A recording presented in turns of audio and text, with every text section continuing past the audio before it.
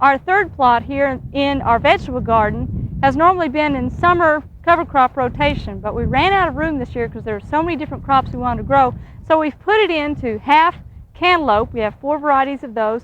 And then this half right here is in pumpkins. In fact, right along this cattle panel trellis, I just finished sowing some seed of Jack B. Little pumpkin.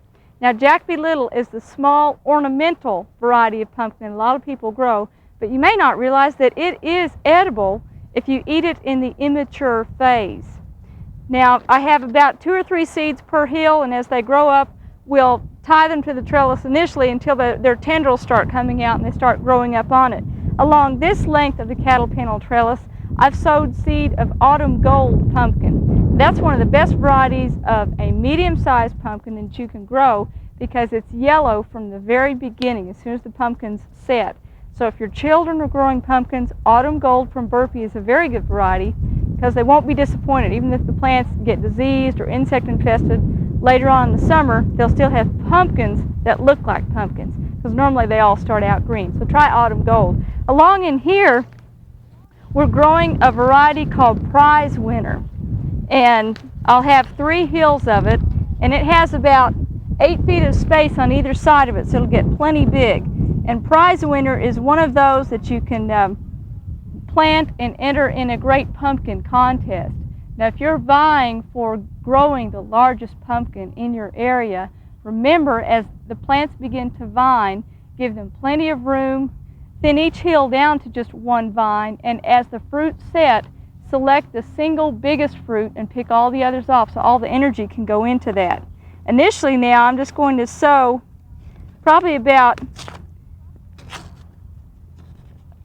2 or 3 seeds per hill. And I want you to see the difference in the size of these seeds versus normal pumpkin seed. Those are very large. So I'll just put 2 in each hill, cover that over, and we'll come back and water those in. And then we'll thin them down to just 1 plant after they come up. Now, surprisingly, the giant pumpkins are also good eating. There's one variety called Atlantic Giant that a pumpkin grower named Bob Constein down in Perkins likes. In fact, he said he made many, many dozens of pumpkin pies out of it, and the pumpkin flesh tasted every bit as good as a pumpkin that's grown for pie making. So try some of the giant pumpkins. I think you really enjoy them in the garden. Well, over near our corn, we've also planted some gourds, and as I mentioned earlier in the show, when you're sowing seed of cucumbers or summer squash, pumpkins, or anything in the garden that is in the squash family, you need to make provisions for guarding against squash bugs and cucumber beetles. So with all these plants, as soon as they come up, you need to make sure that you treat the plants with sabadilla dust and watch out for those pests so you won't be disappointed. Now with the pumpkins, remember that they are generally very disease prone. Powdery mildew is a serious problem late in the season, and so you may need to use some fungicide to keep that from taking the plants entirely. When your summer squash is through in the garden, the squash bug's second favorite food is pumpkins. So make sure that you maybe leave 1 or 2 squash plants as a trap crop to keep them from migrating over to your pumpkin patch. The last tip I want to give you on pumpkins is timing your planting so they'll come out right for the fall harvest.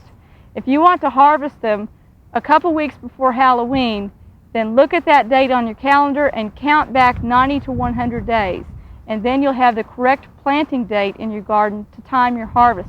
You'd be surprised how many people sow pumpkins in April and May when they plant the rest of their garden, and then the pumpkins come off in early August and they have to hold them in the heat for a couple of months. And sometimes that's hard to do, especially on these great big varieties. So get your timing right in the garden so they'll come out right for fall harvest. Well, I think I'm about through planting pumpkins here. I'm going to set up the irrigation and look forward to some transplants or some seedlings coming up in just a few days. We hope you enjoyed this video. It's part of our OK Gardening Classics YouTube channel. You can also find more recent videos on our Oklahoma Gardening YouTube channel. And join us on social media for great gardening tips, photos, and discussion.